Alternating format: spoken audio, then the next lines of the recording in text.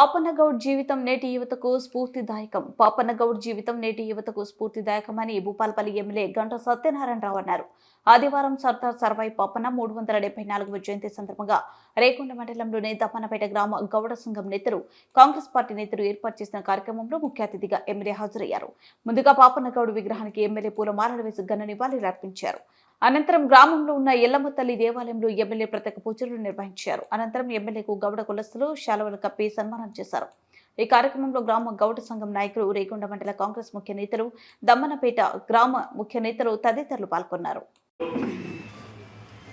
బలహీన వర్గాలకు చెందినటువంటి వ్యక్తి ఒక గౌడ కులస్తులకే కాదు, సంపన్న వర్గానికి ఎక్కడ అన్యాయం జరిగినా, అక్రమాలు జరిగినా ఈరోజు పేదల పక్షాన నిలబడినటువంటి వ్యక్తి సర్దార్ సర్వాయి పాపన్న. ఈరోజు ఈ రాష్ట్ర ప్రభుత్వం అధికారికంగా అన్ని జిల్లా కలెక్టర్ కార్యాలయాల్లో, జిల్లా కేంద్రాలలో ఈరోజు రాష్ట్ర ముఖ్యమంత్రి గౌరవనీయులు రేవంత్ రెడ్డి గారు కూడా ఈరోజు సర్దార్ సర్వాయి పాపన్న గారి కార్యక్రమంలో పాల్గొనడం జరుగుతూ ఉంది. ఈరోజు మనము భూపాలపల్లి జయశంకర్ జిల్లా కేంద్రంలో కూడా, కలెక్టర్ ఆఫీసులో కూడా ఈ కార్యక్రమం కూడా నిర్వహించడం జరుగుతూ ఉంది. ఈరోజు గౌడ కులస్తులకు ఈ ప్రభుత్వం కూడా ఏదైతే యంత్రాల ద్వారా కళ్ళును తీసేటువంటి కార్యక్రమాలను, యంత్రాలను కూడా రాబోయే రోజుల్లో అందరికీ కూడా అందించే కార్యక్రమం కూడా తీసుకుంది.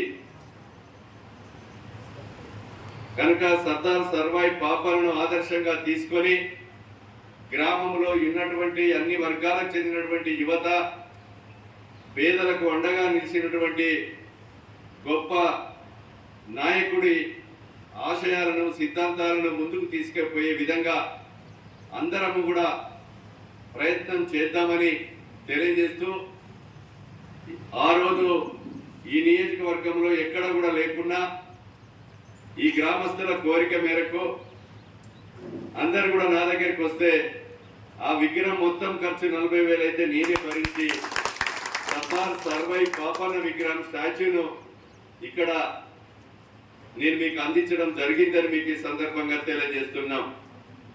కనుక రేణుక ఎల్లమ్మ ఆలయంలో సర్దార్ సర్వాయి పాపన్న గారి స్టాచ్యూ దగ్గర కొంత సీసీ రోడ్ అడిగారు, అవి తప్పకుండా ఇస్తాను. అదేవిధంగా ఆర్చ్ కూడా ప్రయత్నం చేస్తా, అది ఏ రకంగా ఎట్లా చేయాలనేది సూచిస్తా. ఇక్కడ ఈ టెంపుల్కు సంబంధించినటువంటి సీసీ రోడ్ కానీ, ఇక్కడ ఉన్నటువంటి ఫ్లోరింగ్ కానీ, ఇక్కడ మరి ఏది అవసరం ఉన్నా కూడా ఈ ఆలయానికి తప్పకుండా నా